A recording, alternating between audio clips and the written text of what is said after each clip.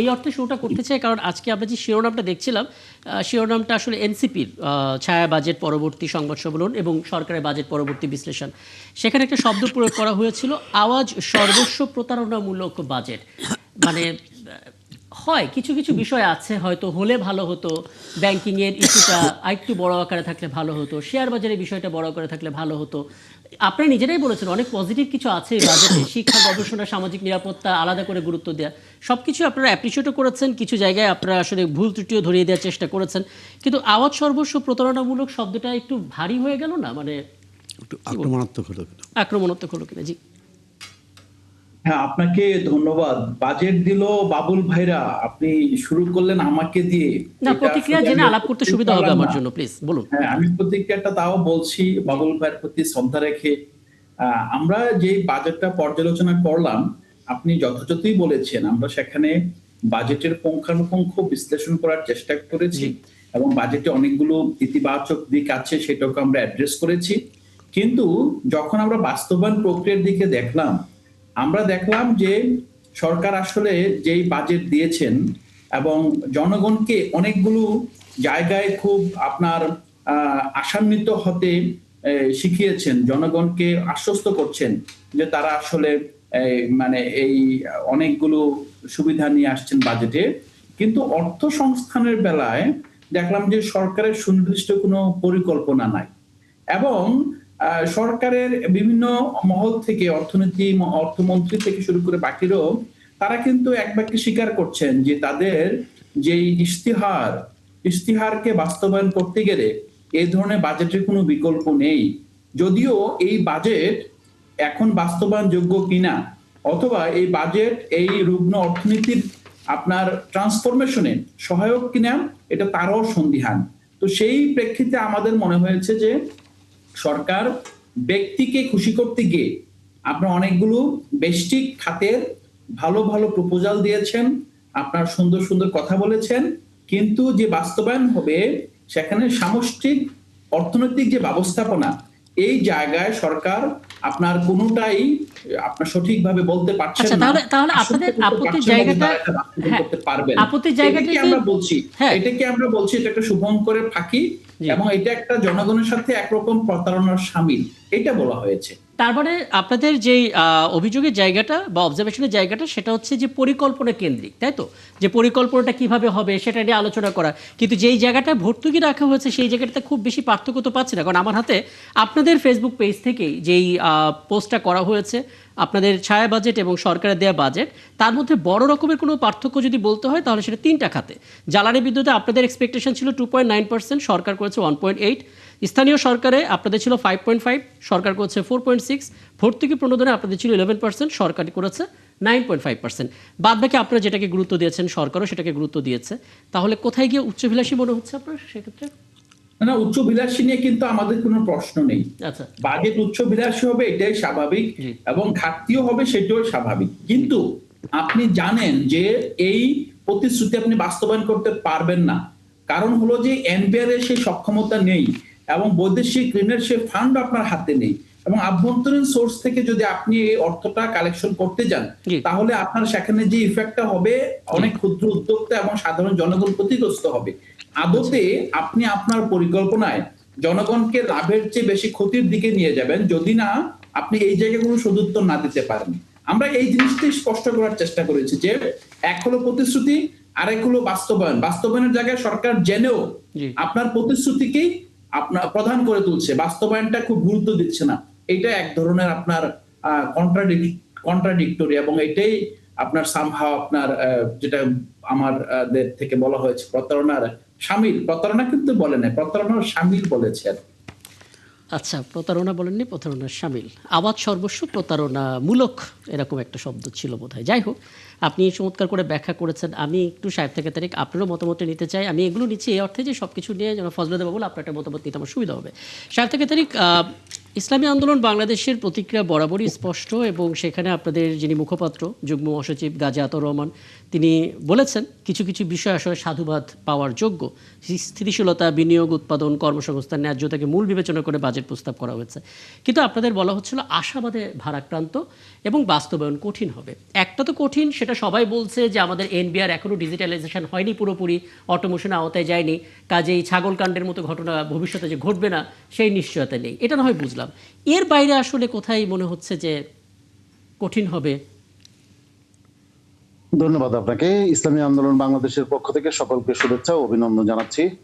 আপনি যে প্রশ্নটি করেছেন, আমি বাজেট বক্তৃতা শুনলাম এবং বাজেটটা পর্যবেক্ষণ করার পর ভালো লাগলো। একজন নাগরিক হিসেবে আমার কাছে ভালো লাগলো যে বিএনপি যে বাজেটটি দিয়েছে তাতে আশাবাদী হওয়ার যথেষ্ট কারণ আছে। দেশের মানুষের জন্য কোন পণ্যের দাম বাড়বে, কোন পণ্যের দাম কমবে, দেখা গেল যে আমাদের মতো যারা মধ্যবিত্ত বা নিম্ন মধ্যবিত্ত যারা আছে তাদের জন্য বেশ আশাবাদী হওয়ার যথেষ্ট কারণ আছে। কিন্তু যখন একটু গবেষণা করার জন্য একটু ভিতরে ঢোকার চেষ্টা করলাম তখন কিছুটা হোঁচট খেতে হচ্ছে যে আসলেই একটু আগে পূর্ববর্তী বক্তা যেটা বলেছেন যে বাস্তবায়নের বিষয়টা কিছুটা প্রশ্নবোধক। এখন এখানে একটা বড় অংশ ঋণ আসবে। আমরা যে ঋণের ঘেরাটোপে ঢুকে গেছি, এই ঋণ তো জাতির ঘাড়ে পড়ছে। এই সরকার হয়তো তার প্রতিশ্রুতি বাস্তবায়নের জন্য ঋণ নিয়ে অনেকটা পার পেয়ে যাবে, কিন্তু ভবিষ্যতের আমাদের যারা পরবর্তী প্রজন্ম তারা যে ঋণের বোঝা মাথার উপর আস্তে আস্তে বড় হচ্ছে, এই ঋণের বোঝা অত্যন্ত ভয়ঙ্কর। এখানে আরো কয়েকটা বিষয় যে আয় থেকে হবে, আমাদের এনবিআর কি সেই সক্ষমতা আছে কিনা। এখানে বলা হয়েছে পরোক্ষ কর বাড়বে। পরোক্ষ কর বাড়লে সেটা কিন্তু এই জনগণের ঘাড়েই চাপবে, জনগণের ঘাড়ে এই পরোক্ষ করের বোঝা চাপবে, ভ্যাটের পরিধি বিস্তৃত হবে, তাতে জনগণ ক্ষতিগ্রস্ত হবে। তারপরেও আমি এক কথায় শুরুতে এতটুকু বলতে চাই, এই বাজেটের মধ্য দিয়ে সরকারের কিছুটা মানে একটা সদিচ্ছা পরিলক্ষিত হয়েছে। আমার কাছে মনে হয়েছে যে যে জায়গাগুলিতে আমরা আমাদের প্রশ্ন তুলছি যে এই বাজেট একটু বাস্তবায়ন অযোগ্য বলা হচ্ছে অনেক ক্ষেত্রে, সেইটার জবাব তারা দিবেন এবং সেটা তারা প্রমাণ করবেন যে না, এটা বাস্তবায়ন অযোগ্য নয়। তারা যদি এটা করতে পারেন, তারা যদি সুশাসন নিশ্চিত করতে পারেন, তাহলে আমার মনে হয় যে আপনার বক্তব্য ধরলে যদি আমি আপনার বক্তব্যটা সামারি করে যদি ভুল হয় আপনি কারেকশন করবেন, তাহলে আলাপ করতে সুবিধা হবে। প্রথমত হচ্ছে বাজেট নিয়ে আসলে আপনাদের অভিযোগ নেই। এই বাজেট বাস্তবায়নের প্রক্রিয়ার ক্ষেত্রে যে সমস্ত ইনগ্রিডিয়েন্টসগুলো লাগবে, এনবিআর থেকে শুরু করে ঋণের যে ম্যানেজমেন্ট, এইগুলো আসলে কিছুটা হলো শঙ্কা জাগাচ্ছে বাজেট বাস্তবায়নের ক্ষেত্রে। জি, আমি একটু জনাব সোহরাব হাসান আপনার মন্তব্যটা নিতে চাই। মানে বড় ধরনের আসলে ভুল হলো কিনা এটা নিয়ে প্রতিবাদ করার মতো বা ভুল ধরিয়ে দেওয়ার মতো কোনো গ্রাউন্ড আছে কিনা, নাকি সত্যিকার অর্থে একটা বিরোধিতা করার জন্য হয়তো বিষয়গুলো? না, রাজনৈতিক দল তো তাদের মতো করে প্রতিক্রিয়া জানাবে এবং স্বাভাবিকভাবে আমাদের এখানে রাজনৈতিক দলের মধ্যে মানে যুক্তির চেয়ে বেশি আবেগ, সেটা সরকার যেটা বাজেট বক্তৃতায় প্রকাশ করেছে আর রাজনৈতিক দলগুলোর মধ্যেও মানে এক ধরনের বিরোধিতার জন্য বিরোধিতা না হলেও তারাও চিহ্নিত করেছে সমস্যাগুলো, কিন্তু সমাধানটা কি এটি কিন্তু কারো বক্তব্যে ওভাবে পরিষ্কার হয়নি। যে বিষয়টা হচ্ছে যে এই বাজেটের যে পদ্ধতি সেটা কিন্তু আগের মতোই, এটা নতুনত্ব নেই।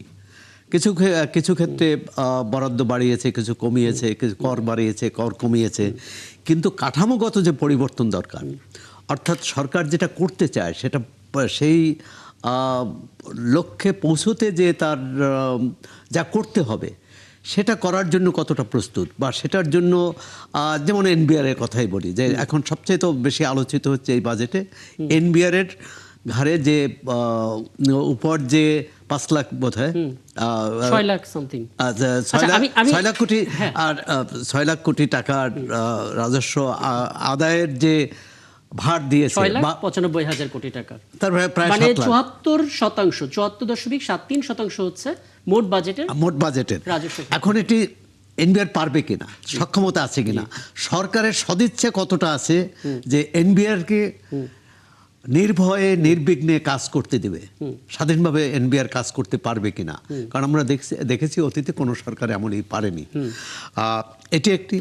দ্বিতীয় হচ্ছে যে অর্থটা ব্যয় হবে সেটি ঠিক জনগণের কাছে পৌঁছবে কিনা, যে লক্ষ্যে ব্যয় হচ্ছে সেটা জনগণ কতটা পাবে। হ্যাঁ, এখন যে কিছু কিছু ক্ষেত্রে তো জনগণের কাছে স্বাভাবিকভাবে যেমন সঞ্চয়পত্র, তার সঞ্চয়পত্র যারা কিনবে তাদের লাভটা পেয়ে যাবেন, সেটা ঠিক আছে, এবং তার উপর বোধহয় কিছুটা অগ্রিম কর বাড়াচ্ছে। ব্যাংক এটার যেসব ছোট মানে প্রতিটি ব্যক্তিকে যে ব্যক্তির উপর প্রভাব পড়বে ছোট ছোট বিষয়, যেমন ব্যাংক অ্যাকাউন্ট হিসাব খোলার জন্যে তাকে টিন দেখাতে হবে, টিআইএন দেখাতে হবে, যে অর্থাৎ তাকে আয়করের সনদপত্র নিয়ে ব্যাংক খুলতে হবে, ব্যাংকের হিসাব খুলতে হবে। অনেকে নাও খুলতে পারে। আর এখন যেহেতু ডিজিটালাইজেশন হচ্ছে, সেক্ষেত্রে ব্যাংকিং খাতে একটা ধাক্কা খেতে পারে, কারণ তখন হয়তো দেখবে যে সবাই বিকাশে টাকা রাখা শুরু করেছে এমএফএস প্ল্যাটফর্ম ব্যাংকে। সুতরাং এই সমস্যাগুলো আছে। মূল হচ্ছে অর্থ আদায় এবং সেটা খরচ করার পদ্ধতিটা কি হবে, সেটা আগের মতোই হবে। আগের মতো হলে এটি কোনোভাবেই 6,090 কোটি 95,000 কোটি পৌঁছতে পারবে না। তারপর হচ্ছে যেটি যাই আয় হলো, বাংলাদেশে তো এ পর্যন্ত লক্ষ্যমাত্রা কখনোই পূরণ হয়নি, কিন্তু লক্ষ্যমাত্রা পূরণ হওয়ার পরে সে টাকাটা কোথায় যাবে। একদম। আমি একটু ফজলুদ্দা বাবুল আপনার কাছে আসি। আচ্ছা, ফজলুদ্দা বাবুলকে বোধহয় আমরা মিস করেছি, উনির সঙ্গে একটু সংযোগ করে নেওয়ার চেষ্টা করি। সেই হিসেবে একটা বিষয় একটু আপনি পরিষ্কার করবেন সোহরাব হাসান। প্রথম কথা হচ্ছে একটা পয়েন্ট যেটা আলাউদ্দিন মোহাম্মদ, আমি শিওর ওনার কাছে মনে থাকলে উনি অবশ্যই এটা বলতেন, কিংবা সাহেব থাকার তারিখ তিনিও হয়তো আলাপে বলতেন, সেটা হচ্ছে পরিচালন ব্যয়। মানে আমরা আসলে সরকারি কর্মকর্তাদের বেতন বা বিভিন্ন রকমের যেই প্রতিষ্ঠানগুলো থাকে, সেই প্রতিষ্ঠানগুলোর পেছনে যদি এত টাকা ব্যয় করে ফেলি, সেটা তো আসলে সরকারি কর্মচারীদের বেতন বাড়ানো হয়েছে, এটি এখানে অযৌক্তিক কিছু নয়। কারণ 11 বছর পর নতুন বেতন কাঠামো বাস্তবায়ন হতে যাচ্ছে, তাও একবারে নয়, কিন্তু পর্যায়ক্রমে হবে। দ্বিতীয় হচ্ছে, হ্যাঁ, এটা বেসরকারি খাতেও এর প্রভাব পড়বে, সেখানেও বেতন ভাতা বাড়াতে হবে। সেটার বাজারে কি প্রভাব পড়বে, মূল্যস্ফীতি, এখন সেটি বাড়িয়েও যদি মূল্যস্ফীতি কমাতে পারে, সেটা হচ্ছে সরকারের সাফল্য, কৃতিত্ব। আর যদি না পারে, তাহলে তো আমরা সরকারকে দেখব যে সরকার অসহায়, জিনিসপত্রের দাম বেড়ে যাচ্ছে, তাতে বেতন কত বাড়লো তার চেয়ে যদি মূল্যস্ফীতি বেশি বাড়ে, তখন তো এই প্রকৃত বেতন আর বাড়লো না, এবং যার সার্বিক অর্থনীতিতে একটা চাপ পড়বে।